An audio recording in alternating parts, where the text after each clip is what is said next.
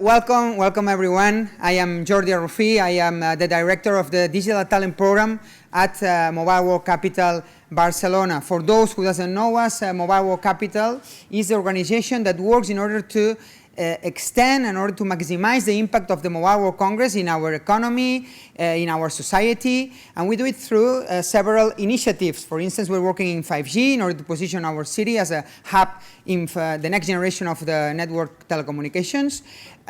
We are also working in the debate of the impact of society or of technology in society through the program of Digital Future Society. We're also creating startups from scratch in our venture builder called The Collider. And last but not least, we're very engaged with promoting the digital talent here in our ecosystem through the program Barcelona Digital Talent, which is an alliance in which we are a very active members. Well, of course, it's a pleasure for me to welcome you to this, I think, great event, right? Great because of the topic, because of the interest of the topic, because we will be talking about reskilling and to what extent reskilling could be, let's say, a useful and effective tool in order to bridge the gap of digital talent. But also, on the other hand, because of the, let's say, quality and level of the speakers, right? So we will have people who will be hosting the event, the great communicator and journalist. We have also Steve, which is an expert in HR. He comes from the United States, an expert in HR, especially in application of technology in the entire value chain of HR. And then we have representatives of companies, right, like CaixaBank and SEAT, companies from the incumbents, right? I don't like to say old economy because it's incumbents, right? You're incumbent companies that actually are, on the other hand, leading digital transformation here in our ecosystem. And they're facing it by, among other, let's say, levers, by promoting the reskilling of their own workforce. So it will be very interesting when you will be sharing those use cases, right? And we have also Ironhack, which is a code academy, a leading code academy, both in Spain but also in Europe, right? Which is a very useful tool, bootcamps, code academies, in order to boost also the reskilling of our workforce, right? So welcome everyone and thank you very much. So I will be just in this brief introduction talking you a little bit about what is Barcelona Digital Talent, which at the end of the day is the initiative that hosts this event. Some of you already know the initiative, but for those who doesn't know it, let me introduce the program. The reason why we've launched this initiative, Barcelona Digital Talent, is obvious, is because of the, let's say, opportunity we have to keep the pace of digitization in our economy, in our ecosystem, as long as we are able, let's say, to develop tech and digital talent. So according to our data, in the last year, the growth in the demand of tech and digital talent was around 40% in our ecosystem, while the growth in the supply, in the, let's say, availability of tech and digital talent was only 7.5 growth. So it means that there is a gap, and this gap is getting bigger and bigger. And as long as we're able to create and develop talent, we'll be able also, of course, to be more competitive as an economy. So how are we doing it? We are doing it as an alliance, because we believe that the, let's say, challenge is so big, is so high, that no single player can solve this challenge by standing alone. So that's why we promoted this alliance, in which we have public institutions such as Government of Catalonia or Barcelona City Council, but also business associations like Barcelona Tech City, Foment del Treball, CETECNO, and so on, right? And we are engaging also with corporates, with companies that are helping us to enlarge the impact of this initiative. Here we have some examples, CaixaBank, Ironhack, that already supporting the initiative, but others that we expect to join soon, hopefully, right? And we're doing two things in this initiative. In order to, let's say, bridge the gap, we're doing two things, focused on the short term. So one, and probably not the most important, is to attract tech talent from other economies to our ecosystem. Already, Barcelona ecosystem is very international regarding tech and digital talent. Over 30% of people comes from other economies and other ecosystems. And we need a lot of digital and tech talent, international talent that comes here. So we are promoting Barcelona as a destiny for this tech talent that nowadays is developing their careers in other ecosystems, right? But the second, and probably the most important, is to promote the reskilling of the local labor force that nowadays doesn't hold skills in digital, in tech, but potentially they can acquire those skills. And we do everything in the value chain except of training. So we work a lot in awareness, so because we want to spot and to target those, let's say, people and professionals that nowadays doesn't hold those skills that potentially could do it through several ways, from marketing online, offline, a platform that we are about to launch, and so on and so on. And then after they go through a training program, such as, for instance, bootcamp, or such as, for instance, internal training program, and so on, we help them to connect with the market, okay?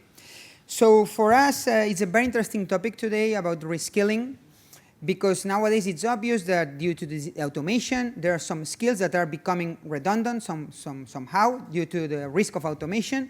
But on the other hand, there are some skills that are more scarce than ever, most of them related to technology, related to digital. And some remarks about reskilling, okay? According to Manpower Group, in 2015, only 20% of companies were developing a reskilling program, so in-house reskilling programs, only 20%. While in 2017, already was almost 60%. So it means it's very, very trendy reskilling, right?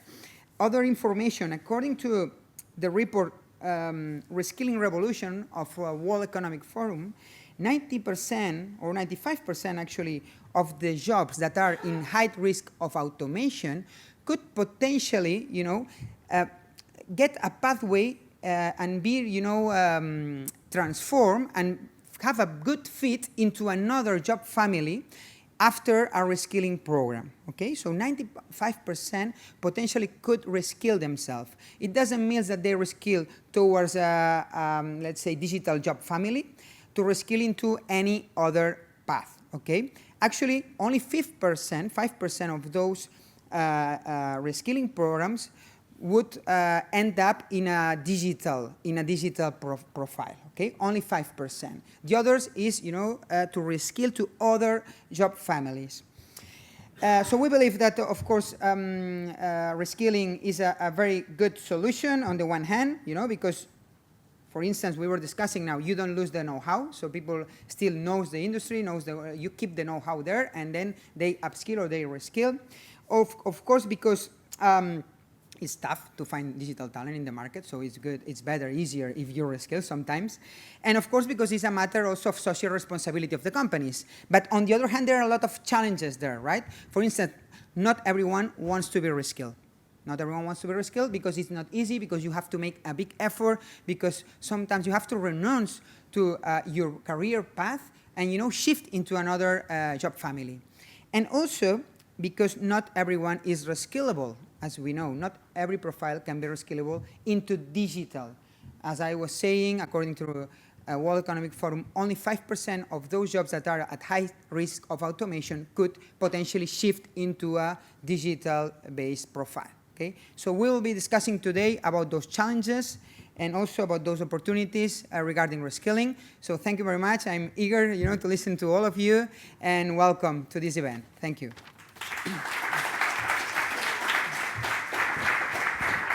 So, suppose you can hear me with the mic. If not, I'm just getting close to sides. Thank you, Jordi. I think today's session is going to be really relevant. Apart from the numbers, and I'm going to try to keep far from the numbers because we've heard so many times that there's going to be like 75 million jobs that are going to be displaced, but 133 pop up. What we can know is that we tend to talk about future of work or of jobs, but we maybe should talk about the work of the future, because we've got here the robots, automation, as you were saying, and today we've got an amazing moment to talk with people who's got, first, more robots than what you conceive in your life. I mean, if you think on robots, go to SEAT, and you see Laura, and you'll see lots of robots.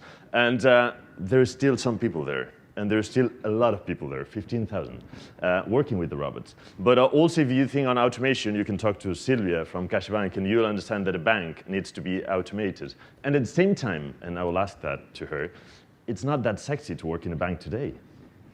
some young kids coming out from boot camps or from studying coding probably want to go to a startup and not to a bank, so they have to work on that. At the same time, we've got here a guy who was able to reskill a coal miner.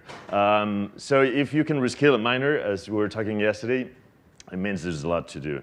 What is clear, and we'll talk about that, is that it's never been more important to invest in people. Apart from reskilling, it's clear that we need to reinvest in people.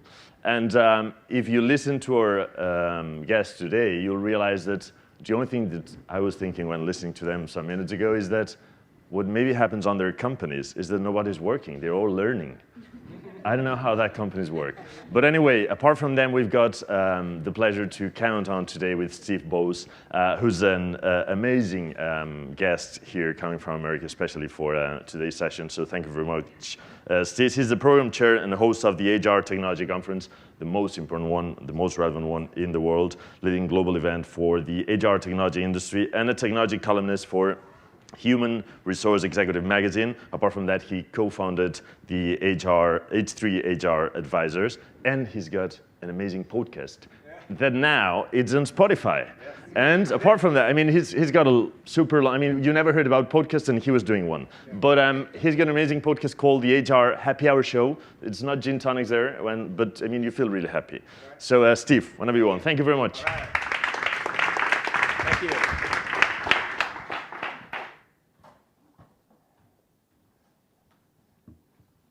All right, how are we doing? All right, thank you so much. It is great to be here. I'm lucky enough that I get asked to attend events, occasionally come and give talks or present. And the first question I ask anybody who contacts me is, well, where is this event? And I was told Barcelona, and I said, I don't need to know anything else. I will come. So it's great to be here. It's my second time here, and the first time I didn't know anything. So I'm glad to be here for a second time and learn a little bit more about this wonderful place and this fantastic city. And the topic I love as well. And so when we were talking about preparing some remarks for the event about reskilling, I was talking to my business partner, who was also the co-host of the podcast. Thank you for mentioning the HR Happy Hour Show podcast. And I was talking to her about this topic and what I'm going to be speaking on here today. And she and I and some other folks also work in events around the world, including one in China, and she said, oh, that topic is perfect for China when we do our HR technology event in Shanghai next year. So that's how relevant this topic is my point. It's important in the United States. It's certainly important here in Spain and in Europe. And the Chinese people want me to come and talk about it as well. So I'm super excited to be here to share some thoughts around reskilling. So when I was preparing for the talk, as Jordi mentioned, the threat of automation and robots taking the jobs, et cetera, et cetera.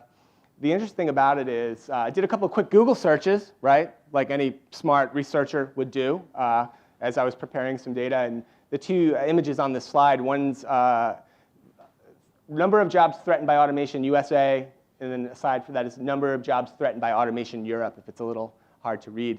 Two interesting things about the results I found. One is there are hundreds of thousands of articles and links, right, if you do any kind of search about robots taking the jobs or automation threatening our jobs. So that's the first thing. And the second thing is no one knows what this impact will be. The estimates vary incredibly wildly, and this is from really reputable organizations that have been studying this issue. The truth is it's really, really difficult to know. Sometimes you'll see 10%, maybe 20%, sometimes 30%, maybe as upwards as 40%. The most widely publicized stories are the ones that take that percentage and make it really, really high, right? 65% of all jobs will be threatened by automation. Boy, that's a really big story. It's not an interesting story if 8% will be threatened by automation in the next 5 years. The larger point is it's going to happen, but we don't know when, and we don't know really by how much. But the truth, though, is, and why reskilling is an important issue, is organizations in the US for sure, and in lots of places around the world, are having a really, really difficult time making digital transformation a reality in their organization, primarily because they can't find enough people who have the requisite skills to meet the demands of the new market, right? The new digital transformations and how they're adapting their products and services to serve their customers. They just don't have the people that they need.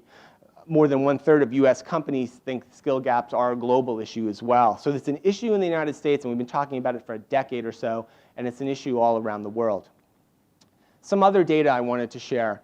In the USA, right, this is data from a company called SHRM, an organization called SHRM. I don't know if anybody's familiar with SHRM in the USA. It's the largest professional association for human resources professionals. Has about 325,000 members now in the United States, all HR professionals. They do a lot of really good research at SHRM about the labor market, about workplace issues, et cetera. And according to SHRM's latest research, 75% of the people who are saying, I'm having trouble filling my open roles, they attribute that to a skills mismatch, a skills gap, a skills shortage, whatever term you want to use. They just can't find the right people with the right skills.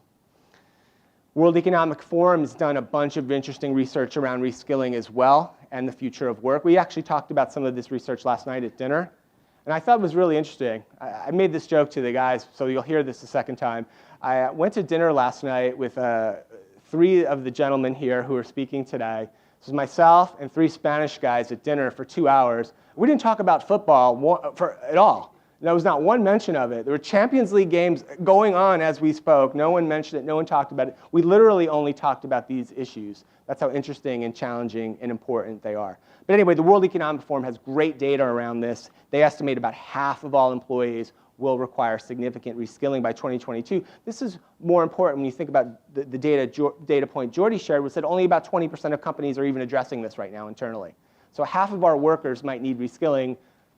Less than 1/4 of employers are actually addressing this right now. Here in the US, for sure, companies have tried to say, you know what, here's what we're going to do. Let me step back. About 10 or so years ago, maybe 15, there was kind of an in vogue concept in human resources and learning in the United States, which basically said employees are responsible for their own careers.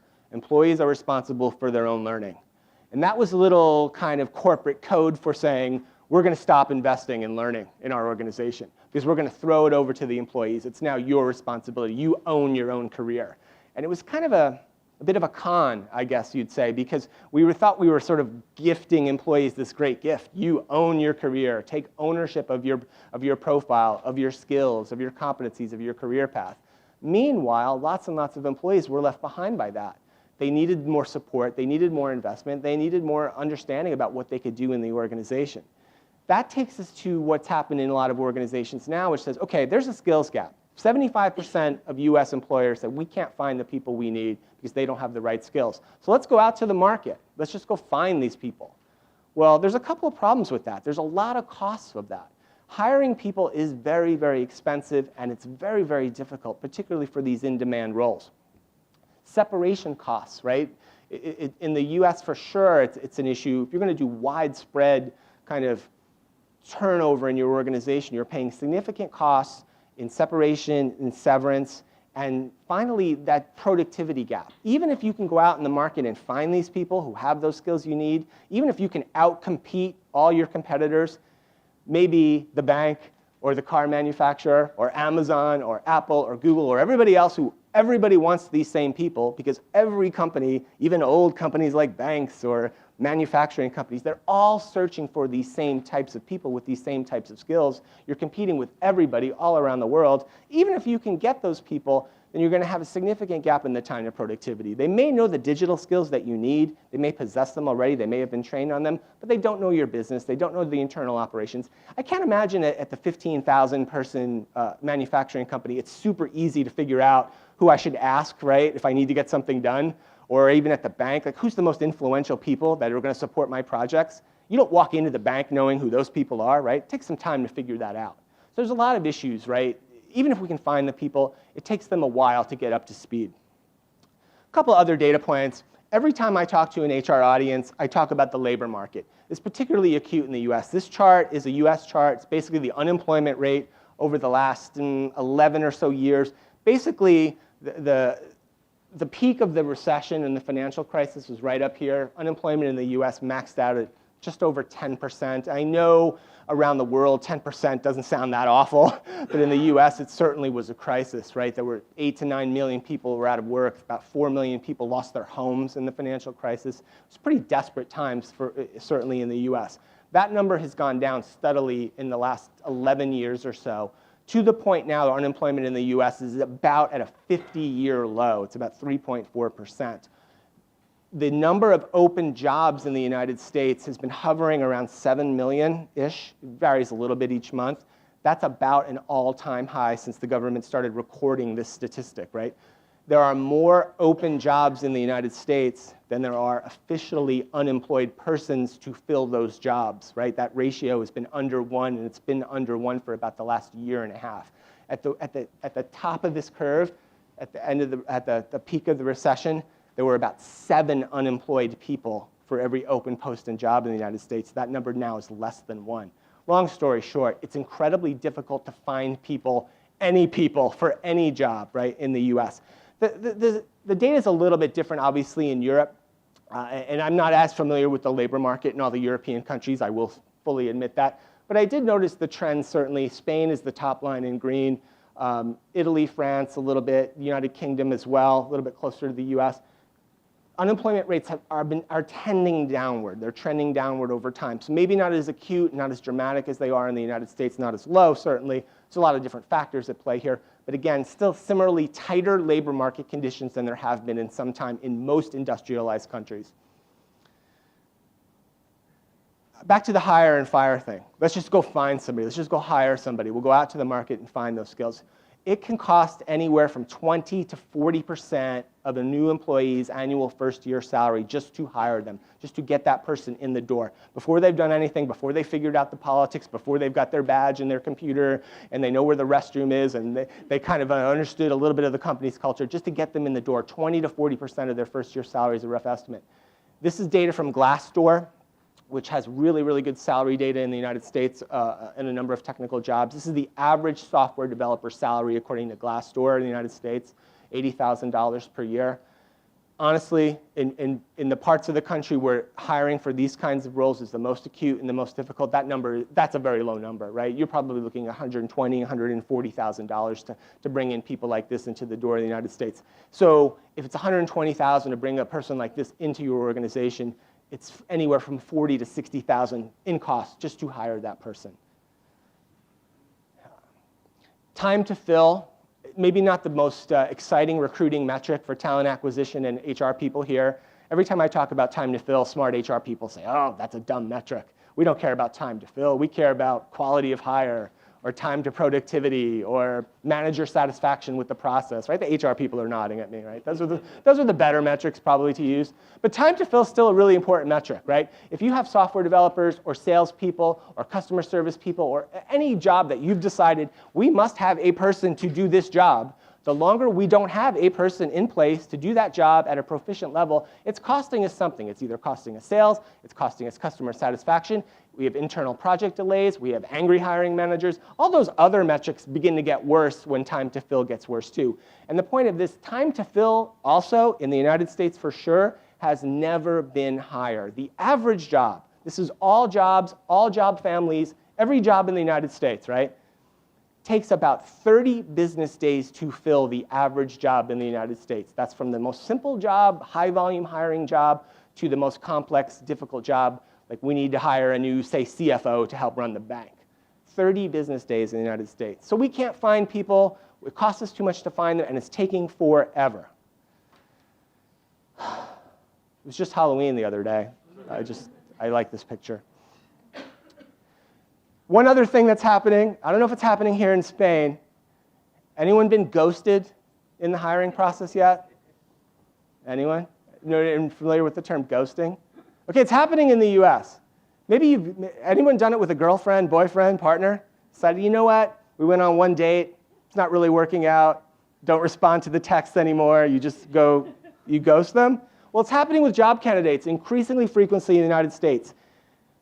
Candidates are ghosting on the interview process. They're just not showing up. Or even people that you go through the interview process and you extend a job offer to, they agree, they sign the offer, and my first day at work is going to be November 1st, and they simply do not show up.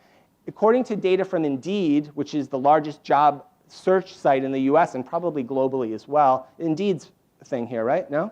Not Indeed? Okay. We are the largest job search site in the United States. They said 83% of employers they surveyed have been ghosted. That means you hired someone and they simply did not show up to work. It's incredible. And it's not just these new roles that we're out there in the market trying to hire for that it's been incredibly difficult for. I did some research around a very typical common job that, in my opinion, probably has changed a lot. So I found one. I found marketing manager, right? Almost every organization here has a marketing manager, or probably lots of them. Maybe there's some marketing managers here in the room. I'm not sure. But if you were going to hire today for a marketing manager, these are probably just some of the skills or competencies or capabilities you would look for in your new marketing manager. Things like search engine optimization, proficiency in social media, understanding of programmatic advertising, et cetera, right? Knowing how to work with influencers, whoever they are, right? Understanding how that works, depending on the organization, right? The point is this, about 20 years ago, maybe even less for some of them, none of these things, you wouldn't have been asking them, a marketing manager, to have these capabilities. You wouldn't even have heard of them. They didn't even exist, right? There was no influencers in 1999, right? There were celebrity spokespeople, maybe. But so even the existing jobs, right? To the simple jobs like working in the factory, we were talking about the folks who are working in the factories, helping to make the cars, how their jobs are changing, to professional jobs like marketing manager, to all these brand new jobs that are emerging on the scene that require a new set of capabilities and skills. This is more data from the World Economic Forum displaying what are some of the jobs that are emerging in the marketplace. So these would be those new jobs, right? These jobs certainly didn't exist 10, 20 years ago. But again, not just these jobs, but all our existing jobs are changing and they're requiring more digital competencies and more capabilities of our organization than ever before. And here's the really interesting thing, which is something to think about, certainly in the US for sure. These are the top 10 emerging jobs, but there's still relatively fewer, they're few in the overall scale of employment in the United States, right? The United States for sure has about 160 million people working, roughly, give or take.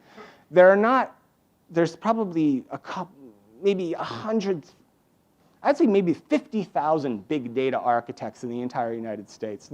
Still the most common job in the United States is retail store clerk. Right? That's number one. There are more retail store clerks than all the people in the United States doing all of these jobs. It's really interesting as you think about bigger picture, not just your organization, but society overall. We're saying these are the jobs that are emerging. These are the jobs that are growing.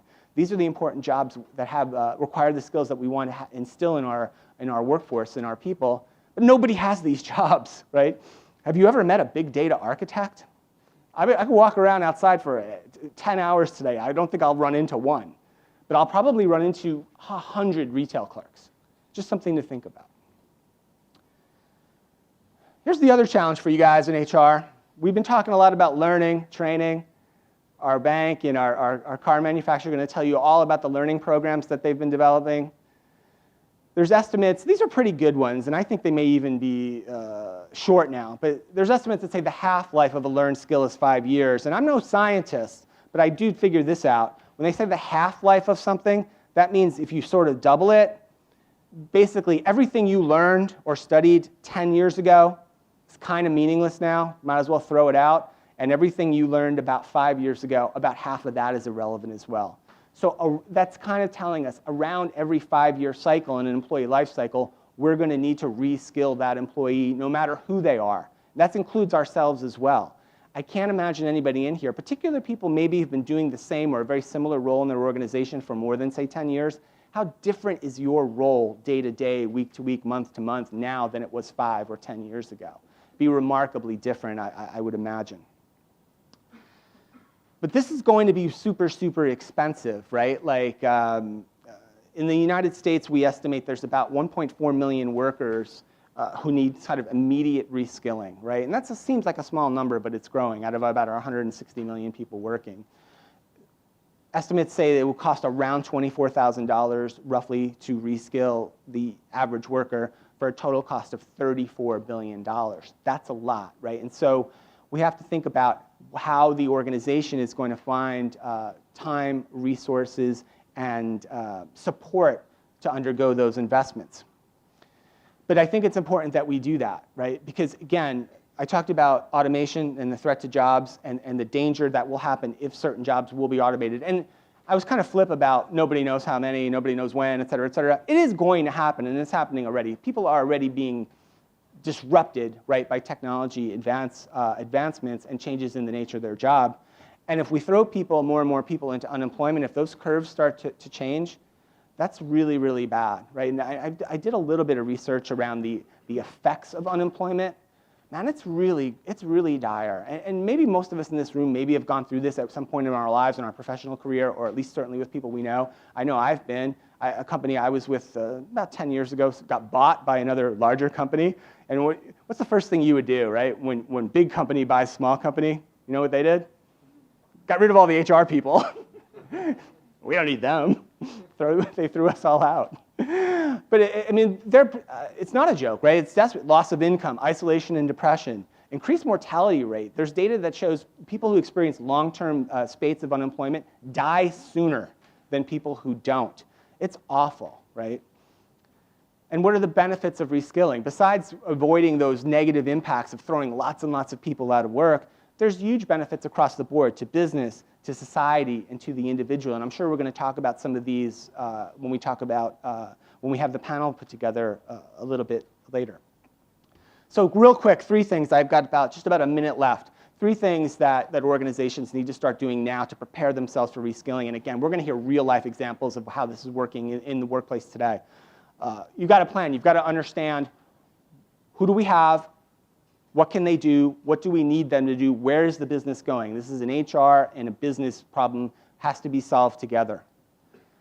Then we have to develop our pipelines, right? And again, as I've researched this, I come down much, much more on the reskilling side of this versus the fire all the people who don't know what we need them to know and go hire new ones, for all the reasons why and many others that I talked about. We have to develop our internal talent pipelines. We have to understand what's it going to take to get our people where they need to go, and we have to be willing to make that investment. And this is maybe the most important one.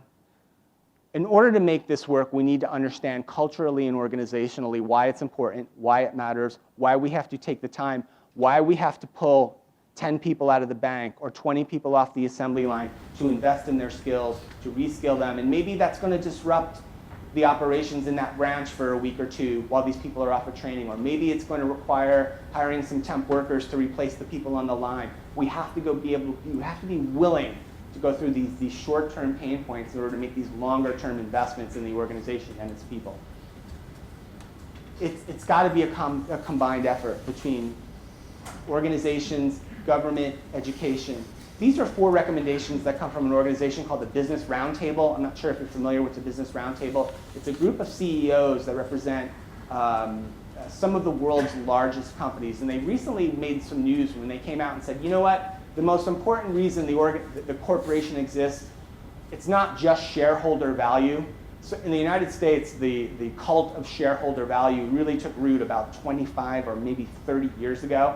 And just about every CEO you ever hear talk about anything always talks about shareholder value. The Business Roundtable, this consortium of CEOs, have come out and said, hey, shareholder value is not the only important thing. We need to think about the larger ecosystem in which the organization operates, right? All our stakeholders, our employees, their families, our communities, our environment, our society. And yes, the shareholders too, we're not forgetting about them. They issued 4 recommendations, right, in order to help with this reskilling challenge. I'm not going to read them all, and we'll share the slides with you guys so anybody who wants them later. But the point is this: organizations and leaders at the very, very highest levels are taking the reskilling opportunity and challenge very, very seriously. It has to be combined. I apologize for this very cheesy last slide, the handshake slide, but I was trying to find a cooperation kind of slide, and this is the best I could do. So it's really going to require combined effort, energy, investment, and commitment.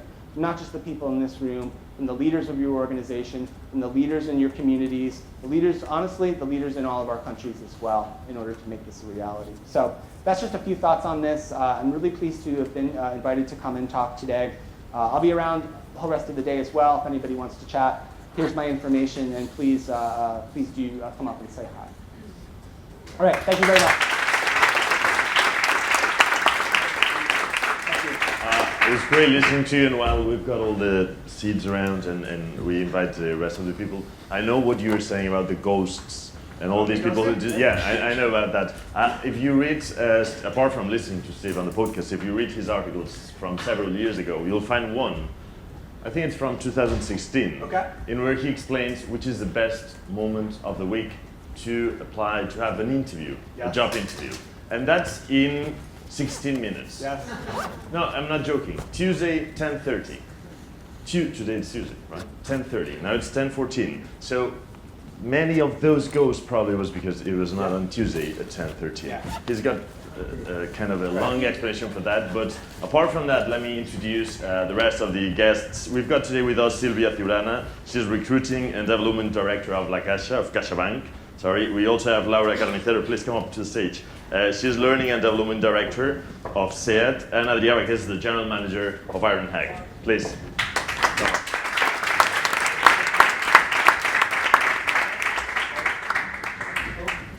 Okay, I'll be in the middle. We're so tidy, guys, that we have to wait to know where we have to sit. One thing that we were discussing yesterday, because as Steve explained, he just explained a secret. We had a dinner yesterday, an amazing dinner, in where we talked a bit about everything. And one thing that I was telling to these people, and I presume you need to listen to them, because these people can give you a good example. The reason for that is that they were the first to be reskilled. That's my impression. I mean, my impression is that, which is the image that you used to have of, I mean, when you heard about the HR guys in the company 10 years ago, it was like scary. I mean, yeah, it was. I mean, for me, at least, I'm not an HR guy. It was like the guys used by the managers and by the heads of the company to fire the guys who were not kind of appropriate for the company. And now, 10 years after, they reskilled, 5 years, sorry, 10 years is too much, 5 years after, they reskilled themselves, and now they became like the necessary guys for the managers and the bosses on the company to have their talent happy, engaged, to acquire good talent, well, to reskill it. So they did the process, so they can talk about it. So I would like to, before we start talking about that and debating some of these things, to have a quick introduction of each of you, saying what do you do with your position, and just giving us a 1-2 minute highlight, and after that we will discuss.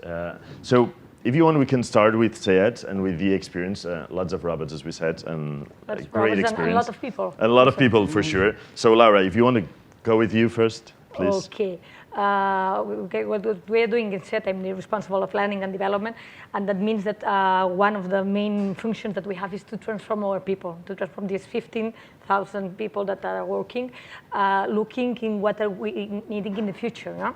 The first thing is to see where are we going. It was very aligned with the presentation of Steve. What competencies do we need in all the different areas, and then to also what is for me really, really important is to give the people to promote that the people has the willing to learn. Yeah? That's basic to transform.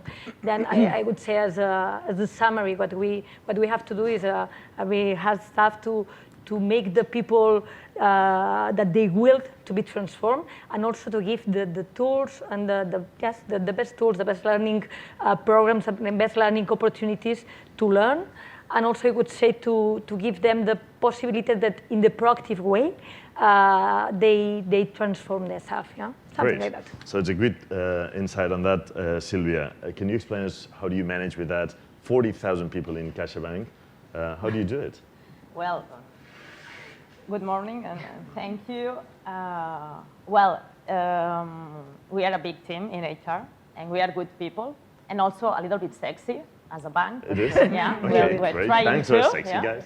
Yeah. And it's not easy, but it's challenging for us. It's been a good experience, and we have learned a lot of things from HR.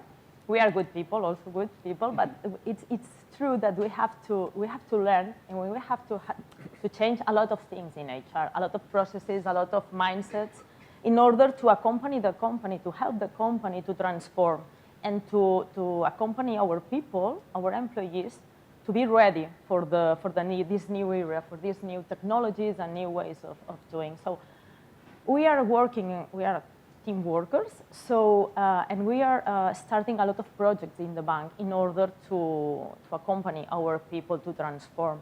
And maybe the goal at the end of the day is to help them, but also to make them feel happy in our company.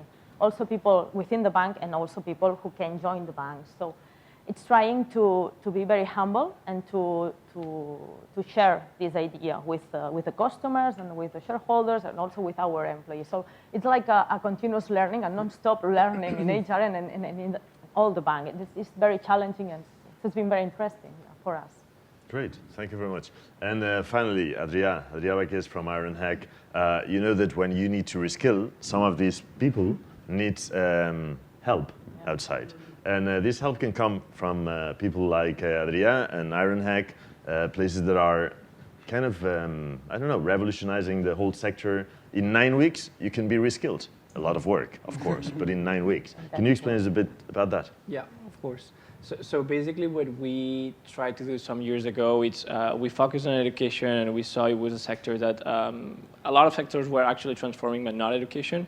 And what we saw, it's like there was the need that we hear the companies, because education was going to like on their own world. They were not following what the market was needing. So what we looked at is, okay, what do the companies need in order for people to start working? And therefore, what we did was actually just focusing on the basic practice skills that students or employees need to start working, and then afterwards the companies will have great teams that will help those people develop within those companies. You know, so at the end what we did is focus on super practical way of teaching, so that people could learn super fast. As people said, it's a 9-week period. I mean, we have like different types of schools. On our case, is a 9-week period, and then afterwards, like also focusing on helping those people get a job, because at the end, the reason why they were skilled is to get a better, let's say, future, a better job position, and a better company. So what we do, it's besides teaching them, it's helping them get a position and get within the job market. In my work, in the radio and the TV and all these places, we tend to wonder all the time, how do young people want to be informed? If they do it through Instagram, or they want to do it in short kind of clips or pills. You said about education, it has changed. How do you teach? How do we want to learn? How our society is learning better, and probably it's applied afterwards by all of them. What has changed? So for me, I think it's the way we approach. University used to be, 120 people classes, just giving theory, and then you will have to work at your house. So what we're trying to do is completely changing it. We're going small groups of 20 people with like different teachers who are not just teachers. They came from the market. They were professionals. They know what people needs to know in order to like get on the job market. And what we focus is, of course, there needs to be a theory, but we need, like, the big part of it, I would say 60 to 70% of the whole course, it's practice. It's exercises, it's real projects, it's things that they also like get motivated. Also because we focus a lot on the digital field, and it's like a field like you can easily see what you're creating, and that also motivates them to like keep continuing, keep working. So that is super important, but I think it's more the focus, like I think it should be student-centric kind of way of doing it, not like a professor-centric that we used to have at university. That's interesting, and you're all kind of, and we just like started, but you're all mentioning the same, willing to learn, motivation. How do you, and let's say you've got 40,000 people in the team to motivate, is that people, and it happens also in SER for sure, is that people willing to learn because they are frightened of the numbers? Or because they feel like really motivated on learning and becoming something more special and going back home and feeling happy for what they're doing? How do you feel on that? Or how does that process turn from the fear to the motivation? Yeah. Generally speaking, I think that most of them are motivated to learn because they understand that they have to learn, they have to reskill in order to be customer-oriented and to be ready for the new era.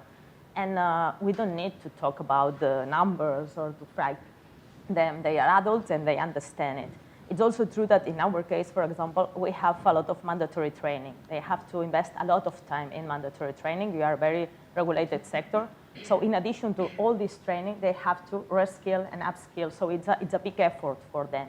So what we try is to, as you have said, to make the training very easy, very, very focused, and very useful for them. And they understand and they have to do it, and they have this willing of learn and not stop learning, because also they realize that they need to do it, because they need to know how to use the new tools or to new technicians. So in our case, it's quite easy to make them understand that they have to do it, and the accomplishment or the follow of the training, it's very good for us. So it's not a big issue for us. It's more the issue that the contents must be very good. It's absolutely responsive. They use a lot the mobile phone to make the trainings. So you have to be very ready to have good content and to be very responsive. And it's not a big issue about motivation. By the way, sorry, just one thing. If you want to ask anything to these people, because I don't want to be the only one, if you want to ask anything, there is an amazing tool that you'll see on the screens, which is Mentimeter, that you can text a message. You can just get into a link, and you'll be able to perform your question, and afterwards we'll try to go through some of them. So if any of you is really willing to ask anything, you'll see it on the screens in a sec. Sorry, Laura, you were saying. No, because related with this topic of the people has the fear or not, we had an experience 2 years ago. It was really interesting. We prepared something about Industry 4.0, yeah? Because we wanted to give the people the possibility to know a little bit what does it means, and to lose the fear, because we think that also in the media there are lots of information, yeah, saying, okay, the robots are taking your job, yeah. And then it was a voluntary session that we prepared, and we had there thousands of people of SEAT attending. And there we made 3 questions, yeah, between lots of exercises and lots of activities. It was more or less like a Caixa Forum, yeah, you can imagine, with lots of experience there. We made 3 questions in a company like ours, with really had unions, yeah, and that till that moment everything was inside the working time, and because you need it, yeah, and because you need it for your position. Then we asked, do you think that do you want to keep learning about these topics that we have seen today? 99% of the people said yes. Yeah. Then the second question said, do you want to keep learning about these topics even if it's not related with your working position? Also, very high percentage of the people said yes. Yeah. And then came the third question, do you want to keep learning about these topics even if it's not related with your working position, and even if it's outside the working time? You have to imagine, SEAT till this moment, 60 years history without anything outside the working time. 63% said, yes, I want. And that was really the sign, because if we want to make something to give the people the possibility that they learn what they want in a proactive way, they have to also put the time, yeah, to do that, because if not, you have said, when are these guys of SEAT working, yeah? Mm-hmm. And to see the 63% was really surprising for the unions, for our executive committee, and it was the sign that, okay, we have to invest there. We have to invest there because the people is really willing. And was the point that has opened the door for us. Something that we were also discussing yesterday, it looks like we are talking about future of jobs, future of work, talent, and all this in Europe, as it's the same in America. Mm-hmm. But of course, the unemployment rates are not the same. The amount of people kind of working on their jobs maybe makes that we've got lots of ghosts and all these things. Is it really different? You that have the experience there for these talent teams to keep their people motivated and all that? The interesting thing is I mentioned when I was doing my remarks that I'm going to do a version of this in China in spring, a version of this conversation. And so whether it's China or Singapore or even here, yeah, some of the numbers are different. The rates are different. Maybe some of the economic pressures are different. But the motivations and the requirements and the challenges are very, very similar no matter where I've been in the world. And I'm lucky enough to have been talking about these things pretty much all over the world this year. And a couple of things stand out in both of these stories, right? Is to me, and I touched on this just really quickly, is that no matter where, I find it's our sort of manager, director, and maybe even on up levels are the ones that need the most convincing or the ones that need their arms twisted just a bit more, or the ones that need to realize that, hey, in order for this to really take root, we need to support our employees in being off the line or being out of the bank, or maybe learning things that are not directly applicable to that very specific job role that they have today, but might benefit this person, will benefit this person in the long term, and maybe benefit this person at some other organization right down the line. In order to embrace that, that's the cultural element that I touched on just really briefly. In order for this to really take root, there is an element of cultural and organizational change that has to happen. And that perhaps is even as difficult as the digital reskilling that we're all talking about here. Continuous learning is a great concept, and people are motivated by it. I want to do better. I'll step back for 1 second. We always do these surveys, right, about why do people leave their job? When people leave their job, we ask them why, right? Mm-hmm. And companies do it often, and sometimes organizations research the whole market. And almost always for 100 years of asking this question, they say compensation and benefits. That bundle of issues is number one.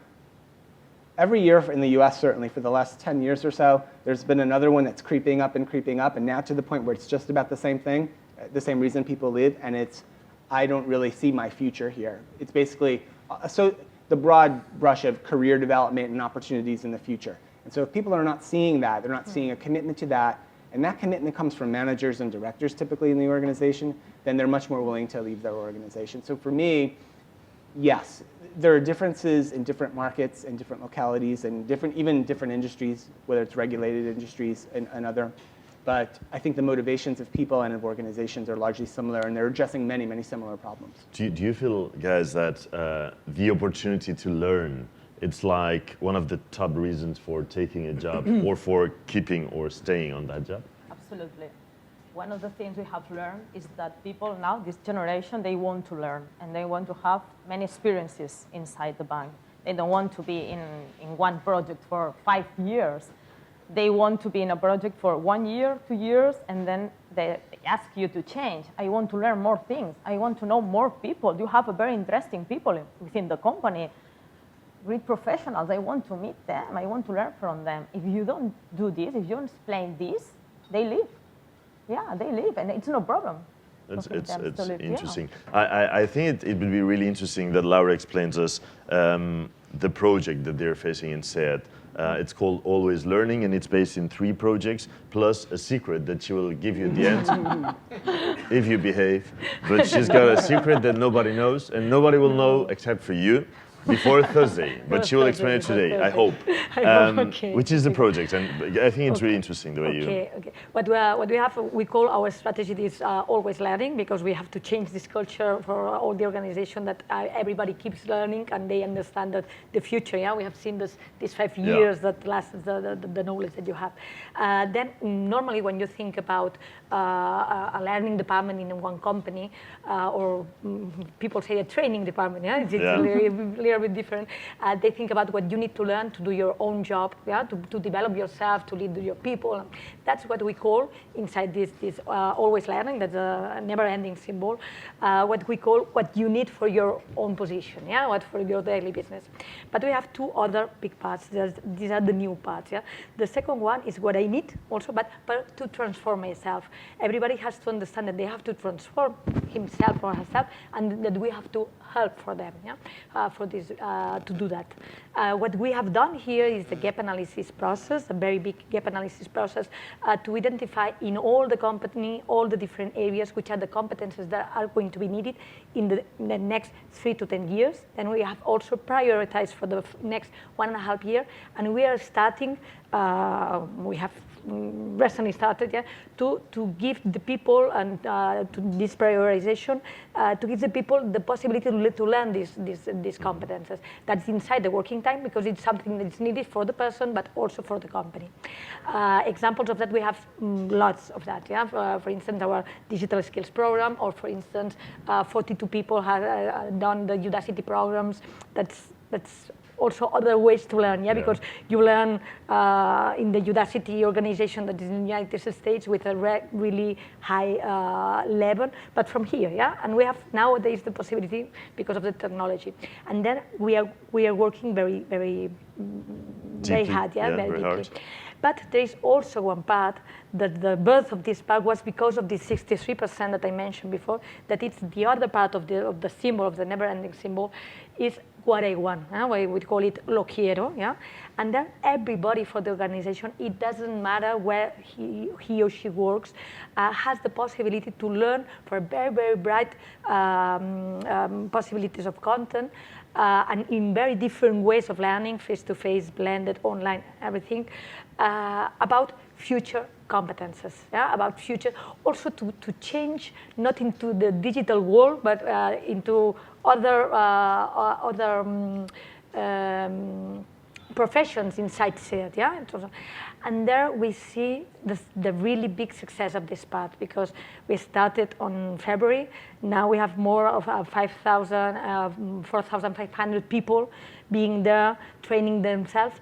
And that's without limit, without cost, without permission of anybody. Nobody working? Only, no, because only it's outside the working time. Okay. Outside the working time. But what we see there, we see the proactivity also of the people, and we also can detect the talent to put the right person in the right position, yeah, because it helps also for the transformation. Let me ask you something. It says, I should do this at the end, but I can't stand. What are the examples of jobs before, after reskilling? And here it comes the secret. Okay, The question when we learned what SEAT is doing was, okay, come on, all the theory, it's great, HR guys, you reskilled before anyone, this is cool, but did you take any guy out of the line and is working now in another department, reskilled? Let's explain two secrets, I would say, yeah? Go with that. And both of them come on Thursday, then please say nothing till Thursday, yeah? This is a secret. If not, we have to kill you, you know, these things. Okay. The first one is to prove it that we can really reskill and take people outside the assembly line and transform them for our SEAT code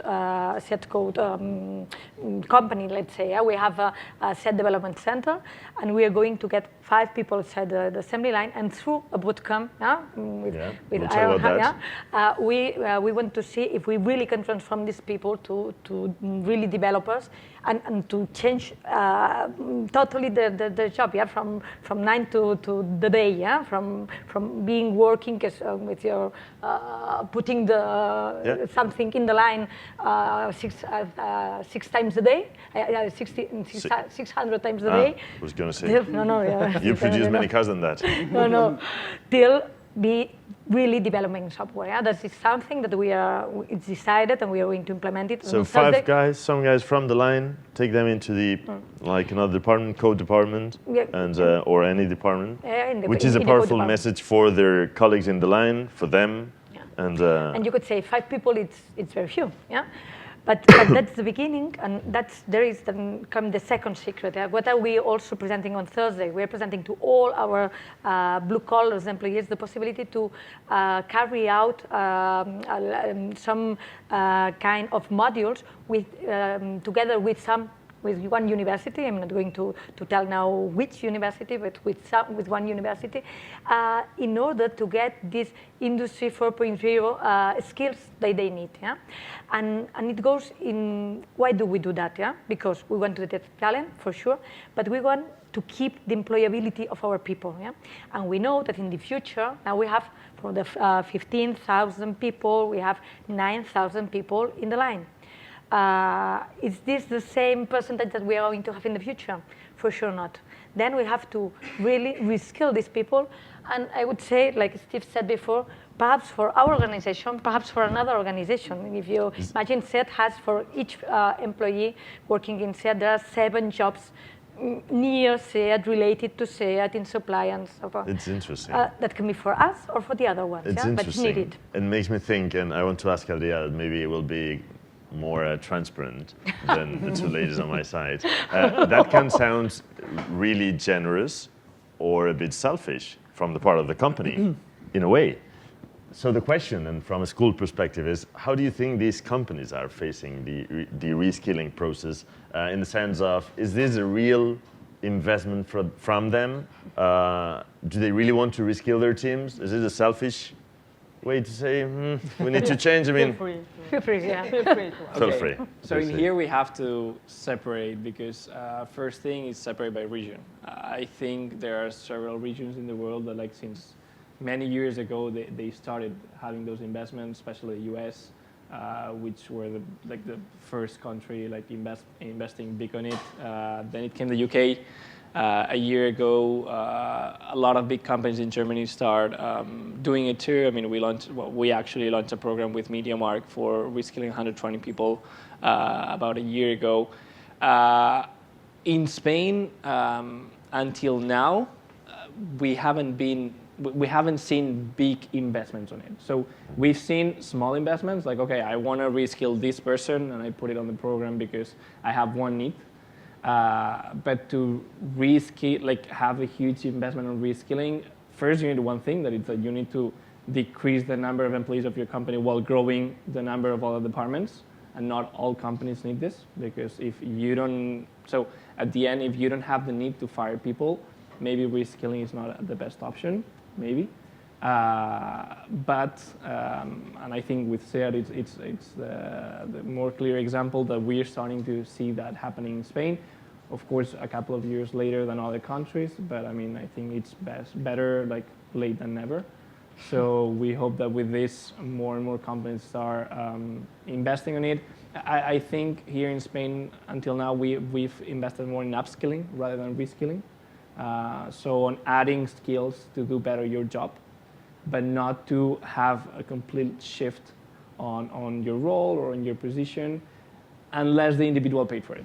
I want to ask you about two things which I consider are important. Silvio was saying before we started that in the company they try to balance very well the processes of upskilling, the reskilling ones, and the talent acquisition.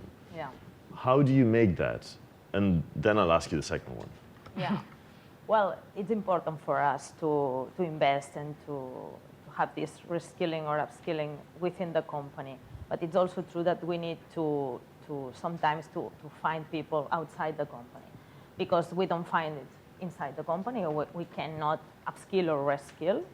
Then we have to go out, and it's a good opportunity for us to learn from people coming outside. But it's difficult to find this balance, because sometimes you want to go out and you cannot find this profile outside. So you need to come back within the company and let's see how can I manage this. And on the other hand, sometimes it's the opposite. You want to reskill or upskill inside, and you don't find the right people to reskill. Upskilling, it's easier than reskilling, because we are quite used, at least in CaixaBank, to upskill. We have been upskilling for the last, I don't remember, maybe 20 years. Our people are quite used to deal with technology and data, so we have to go on learning. But it's difficult to find this balance. We try to find and to look inside and outside the bank, but it's not always easy. We were saying before, and there was a question there, how about resistance to change of employees? And I want to connect that with the question I was wanting to make, which is, and Jordi was saying it before, not everyone is ready for reskilling. Not everybody can be reskilled, probably. What about ages? And I will ask that also to Adrià for the people they've got on Ironhack, but when you offer that more than 150 kind of learning processes cataloged for that 15,000 people, and you've got nearly 30-40% of people learning and people who want to change their lives, and does that happen in all ages? And what about the resistance that they were asking here? For sure, there is an age. The older ones in the company, that they are thinking, okay, I don't need to change because I'm going to get in retirement in the next years, and these people are not coming. But if we take this exception out for the other, I would say that there are people also that have experience of 20, 25 years or 30 years in the company, and they are attending there. I think it's more the point that if they really realize that there's a need, everybody wants to do that, yeah? Mm-hmm. And also perhaps because before we didn't have some programs like the ones that we have now, that it's so easy to go to learn what you want, that now it's like the people have realized, okay, I have the possibility, and they have thrown inside to do that. Let's see in some years, yeah, but Okay, Adria, what do you say? I mean, your students in the school, Yeah, are young. they all 18, 20, 25? Or you've got people of 50 years old, or? We do. So I would say average people on the school is 25 to 30 years old. We actually, right now, we put the limit on 18. So anyone under 18, we don't accept it. We did on the past, and we had 16-year-old kids doing it, and it was great. But it's true that we want to focus a lot on the employability of the people, and then 60-year-olds old had other priorities, and that's why we put the limit on the 18. But we had until people with 52, 55 that they do reskill. I mean, to be sincere, the older you are, the harder it becomes to learn new things. I mean, there's scientific proof that your mind goes lower and it's harder. not slower. He's 27. Sorry, he's 27. That's what it's annoying. It goes lower on new things that you didn't have interaction with. So whenever you go to topics that you have no idea and that they are super new with you, it's harder for them to understand it. And we've seen this. I mean, we had classes with kids of 18 and the one next, the table next, people of 45, and you see it, But it's important to say that it's not impossible. I'm not sure if the old people in this panel. I mean, think the rest, apart from Adria, agree with that. I think that what we should explain also that what Adria is explaining is about software programming, coding. Coders. Exactly. Coders. And it's normal that the people that have been bought in, they have. But for me, it's really important to think related to that. The first thing is that we have to also to help the people to learn how to learn, and it's a new competence that we all need, and it's how you get new information and you say, okay, I can go through that, and that's important. And the other is one little example of our apprentice school. I am also the director of our apprentice school in Barcelona, and there we are giving I would say giving the possibility, but not it's a must. The people for apprentice school, they are learning 10 different code languages. Why?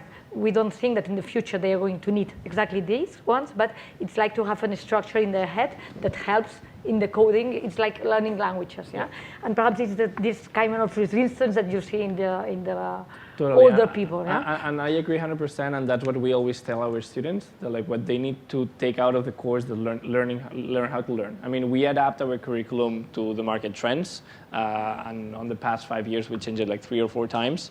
That means that what the students learn in maybe 2 years, it's not what they will work with, So what is important and what they need to take out from the course is they need to be able to keep learning by themselves, because otherwise they will not keep adapted to the job market. As we said, we just teach, we're a tech school, so we focus on tech roles, and technology is changing super fast. And if they are not adapted to what the market needs, they will become all on that sense soon. And that's what I love this audience because they even address some questions specifically to some of you. And I read just one that while I was listening, it was for you and said something like, no, it's not there, it always happens. It said to Adria, why do you think a bootcamp is better than an e-learning platform? I don't think it's better. Great. So it depends on the way, on the person. I mean, you can learn the same on both programs. It just, a bootcamp is easier because you have a person next to you helping you go through it. We have a lot of students who starts with the learning, at some point they get stuck, and they need someone to help them solve the doubts and help them advance. But you can learn on both sides the same way. I mean, you have also universities that are completely online, and it's the same, So it just depends on the way you want to learn. Bootcamp is going to be much more intense. You're going to learn much faster probably, because otherwise we have 8 hours a day of class plus 3 or 4 of extra work. You're not going to be working 12 hours a day if you're working on an e-learning platform. So that means you're going to achieve it on a shorter period of time, but you can achieve the same. Until we came out 6 years ago, everyone was learning by themselves through internet. And they are great developers now. I want to ask you, Steve, because there are some questions there also for Sylvia and well, for you too, for everyone. But Steve, one question that I was wondering, when you all talk about, and you've been many years there in HR, big companies until the big ones came, and so many other things. when you are in a company and you're defining yourself, when you're reskilling yourself, is it, or I don't know if you two also consider that, is it good to feel like you don't know what you are? I mean, in terms of job, I mean now. You don't know what you are. I mean, what is my position? I've been moving, I've been upskilling, reskilling myself in a way that I don't know what am I. In the sense of, I mean, It doesn't sound very well. no, I know, but it looks like, from the perspective you explained, it's very liquid, it's very adaptive. So in a moment, you're not what you were hired for. Yeah, I think one of the things, right, we look for, and we talk about a lot in the US certainly, is this idea of curiosity, an appetite to learn new things no matter what they are. And I've got a really good friend who runs a recruiting company, a pretty large recruiting company in the US. So his company is interviewing literally thousands of candidates every year, and for companies who've outsourced their recruiting function to his company. And they always work into just about all their interviews this idea of curiosity and appetite for learning. So I'll ask a question like, well, tell me what you read or listen to or do that's not part of your real work job, but it's kind of, what do you do to sort of improve? What do you do to learn more? What do you do? What are you interested in? And it could be anything really. It doesn't even really matter what the answer is specifically, but it's just that they're doing it. Oh, I've read this book, or I've taken this Udacity course, or I've gone to a seminar, or I've listened to the HR Happy Hour podcast on repeat over and over again. Just the fact that they're exhibiting that almost inherent or natural curiosity to acquire new knowledge, right? And that's really, really relevant, I think, or he's found it anyway in his organization, that, again, it's not necessarily predictive, but it's a good tell, right? When they're evaluating lots and lots of candidates for open roles, ones that we know most, right, will be different 5 years from now and will require a whole new set of skills. How do we start to work on identifying the kinds of people who are going to be that naturally curious? And it could be they're just curious people. It could be that, hey, I've understood that my career depends on it. Or it could be that, hey, I've got a real achievement kind of drive, right? And I want to be the best at XYZ skill, so I'm going to go out there and search for it. So I think, to me, that benefits us when we're trying to evaluate people and trying to predict who's going to be sort of ready for this reskilling trend. And also, I think it helps us in our own careers, right? For me, it's helped me a lot by saying, well, what's a blog? What's a podcast? What's a radio show? I'd like to go explore that, and it's done a lot of good for me. It's interesting, but it looks like it's not only a matter of learning at work. I mean, our society, it looks like it changed in a live learning, completely live learning process all the time. I don't know, we want to learn everything. Even but people do it without even being asked, right? Everyone here's got a smartphone, right? Probably. And you figured out how to use it, pretty much. Did you ask for any help? Did you get any help? Maybe your kids helped you. But you've sorted out some very impressive, complex technology on your own, right? Yeah. Everybody in here of every age has already done that. Yeah, which is interesting. That's true. Yeah. I was interested before talking with Sylvia, and she was saying that even the HR guys sometimes have to say and have to address to their bosses and say, hey, I don't know how to manage with this. I mean, I don't know. Nobody taught me. I need to learn. And you were saying that several times you don't know which is the real path, how things are going to change, but you've got a slight image in where you know it's going to be over that side. How is that process? How does it work? Because you have to guide that people without having a clear... Yeah, I think that the first thing is to tell people that you don't know the exact answer, or do you know what would be the perfect path to go. But you listen to the people in the company, outside the company, you have a lot of information, and you can guess that you have to do some things. You have to change some departments. You have to upskill. You have to reskill. So you have an idea. You have a big road to work around. But always you have to be ready to change the path. This is the question. You have to tell people that we guess that we have to go this direction, but be ready because maybe we have to change. But here the problem is that if you say that no, I have the answer, and this is the way. And people are not ready to change. And when you change, they say, hey, you don't tell me that I have to change. I'm not ready to change. I don't want to change. So when you start working, you have to say, let's work to this path, but be ready because maybe we have to change. And we have to learn new things. And we have to change some parts of the company or we'll have to make new companies, or we'll have to, I don't know, learn from a fintech or a I was going to startup tell you have to Yeah. learn, because many people in Yeah. here must be from banking areas because they're asking a lot. Yeah, I have seen One the of them is questions. asking how Yeah. banks have to compete or compete with We don't fintechs. want to compete. We want to learn, and we are very close. A lot of fintechs and startups, and we have learned a lot, and they learn a lot from us. So we like more to collaborate with fintechs or startups. We learn a lot, and we're how do making you- projects together. And how do you, and just going to the first question I was saying, how do you make it to tell to a young kid of 20, 21 who's a coder and gets out of the studies, come to work to a bank Yeah. instead of go to a fintech or Yeah. go to a startup? We are more sexy. I mean, imagine the guy, imagine the guy than going we back. seem, yeah. Imagine We- going back home or with his friends. Hey, what are you working at in a bank? Yeah. You serious? Are you crazy? Yeah, bank. Yeah. This is what we do in the recruitment process. We tell people, let me the chance to explain what we do. Let me explain it. Let's see it together. And what we have learned is that we have to explain a lot more about the bank, because the bank, we have the image of a guy in a branch in the street, and it's a bank. It's true, and we are retailers, but there are a lot of things that we can do in the bank. For example, we have created a new onboarding program, 2 years program, and it starts with 1 week in Barcelona, in the headquarters, learning about the bank and showing them all the things the bank has within the bank. The foundation, the well-being projects, the cultural things, issues, and the strategic plan. They meet with the steering committee. They see everything. They meet with the technician, the IT guys, with the big data guys, with all the projects in the bank. And at the end of the week, they say, oh, I have never imagined that the bank was like that. So we need to have this space, this chance to explain what the bank is doing. And then when you know us, you say, maybe, well, you are quite sexy. Join us. Okay, I don't know if it's sexy or not, but Steve was pointing out that all these companies are now, even they treat with cars, banks and sexy things and coders. Steve was saying that all these companies are now looking for the same people. Yeah.